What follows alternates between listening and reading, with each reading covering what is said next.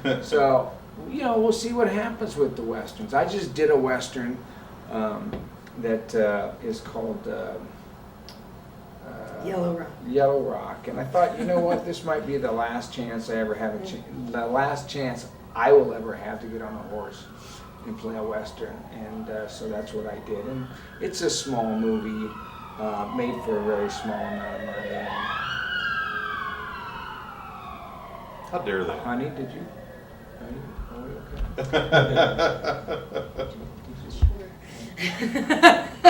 Put the guns in the trunk. You didn't leave. Brian doesn't have, I checked it out, Brian doesn't have anything we need Okay. here, so we don't need to hold anybody up. Prop 19. So I just read somebody wrote, we're the next Bonnie and Clyde. Maybe that's what we should do next in a grindhouse style. I'd see that. Yeah. Yeah. Well, I think our sequel to The Victim is going to be a little Bonnie and Clyde-ish. Yeah, we already talked about the sequel. We don't know how much money ours We gotta see how much ours makes, but we're already the locations. So I went out to Melanie Ranch Yeah. yesterday and kind of toured that whole facility, and there's a lot of Westerns are expensive. Yeah. Also, Yeah, because you we talked have to about all the horses, you have all the costumes, and you just don't go out and make a Western for $200,000. Melody Ranch is like you got to go out, you got to rent a whole town, Mm-hmm. and every single thing that is in it, whether it's a book, a pair of glasses, It's gotta be period. it's got to be pure, Right. And so bright. it's Accurate, yeah. expensive, So, but Johnny Ringo was a character that is my favorite. That he and Kyle Reese, and those roles don't come along very often. Brilliant performance.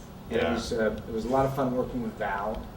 Val. Everybody talks about Val being tough, and Val is a perfectionist like I am, and he just will work it and work it and work it and work it And you just until worked it with gets him again last right. year. And you know what? If you're not in the fucking process, then get out of my way, because we're trying to do something here, And I think that Val and I, we went out, we worked on that shootout scene for 2 days.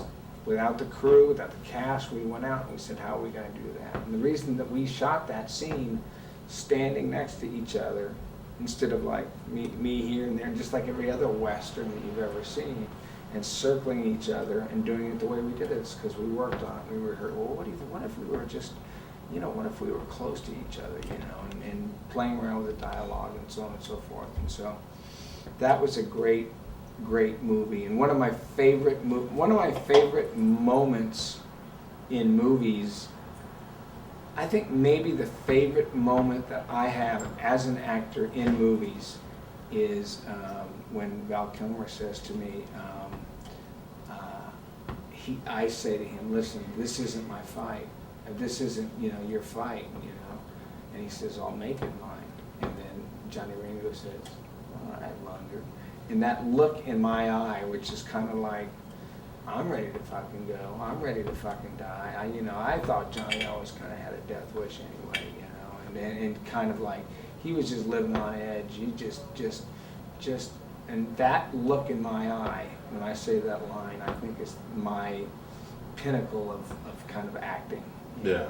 Johnny Ringo's also probably, like Michael, he could snap at any time.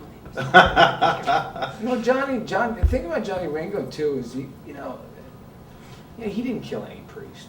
Yeah. Not really, but Which I don't really like about the fact that I had to play a character and Disney forced me to, play a character and have him. He's somebody's grandfather, somebody's great grandfather, and he's now been depicted as like, riding up and like shooting some priest between the eyeballs. It never happened. It's a great scene.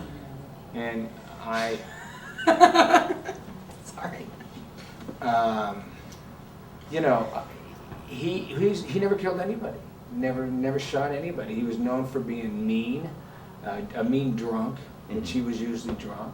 He was smart. He read a lot. He read Latin, and it's been documented that he called out Wyatt Earp on the streets and wanted to have a gunfight with him, and that Wyatt Earp said no thank you and walked away from it, and which is shown in the movie. And in reality, you know, what happened at the shootout at OK Corral is like very gray. And the Earps there was an inquiry made about whether they were going to stand trial for murder or not. Because they went down there loaded for bear. And then you had these 3 other guys that are all hung over trying to get on their horses, trying to get out of town. And they just blew the shit out of them, you know. And they weren't ready at all. That was not a fair gunfight at all. Yeah. And so, you know, it was not a black and white. What Disney did was like they said, okay, here's the good guys, here's the bad guys, you know. And it wasn't like that. The Cowboys kind of ran that town, and all of a sudden the Earps came in and started taking over their shit, you know. So, and illegally, you know. So it wasn't such a good guys and bad guys. Now I was thinking, Wyatt Earp, he's a good guy, you know. Johnny Ringo, he was a bad guy, you know. And that just wasn't necessarily the way that it was. I've always wanted to tell that story from the Cowboys' point of view. Yeah. Well, you know, and I think that's one of the things that makes spaghetti westerns so interesting, because, like, Clint's character, the man with no name, is not necessarily a good guy. He's not necessarily a hero. He's just a real tough, badass guy that happens to be with a bunch of other tough, badass guys, and he is besting. Well, that's what I Yeah. like. That's what I like about The Unforgiven. Yeah. I mean, there's nothing noble about fucking that guy.